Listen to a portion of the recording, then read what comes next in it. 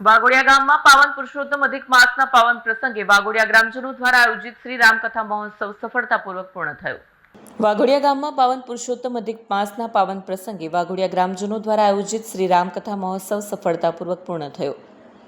આ કથામાં શ્રદ્ધાળુઓએ વિશેષ ભાવભરી ઉપસ્થિતિ દર્શાવી।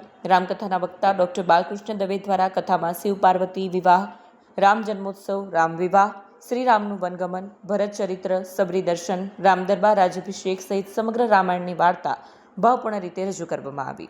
9 દિવસીય રામકથામાં ભક્તો માટે આઈસ્ક્રીમ, ઠંડા પાણી અને મહાપ્રસાદની વ્યવસ્થા પણ કરવામાં આવી। સમગ્ર કાર્યક્રમમાં મોટી સંખ્યામાં ગ્રામજનો અને આસપાસના ગામના લોકો ઉપસ્થિત રહ્યા।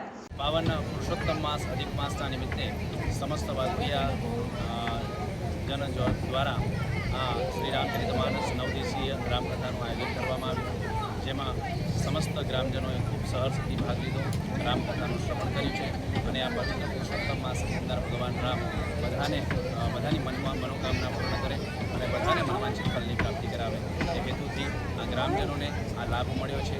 તે માટે સમસ્ત ગ્રામજનોએ આને સહયોગ આપ્યો છે અને આ કાર્યક્રમને સફળ બનાવ્યું છે।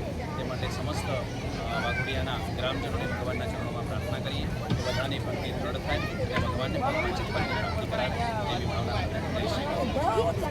વિડીયો જર્નાલિસ્ટ મુકેશ પરમાર સાથે સત્યા ટીવી ન્યૂઝ વાઘોડિયા।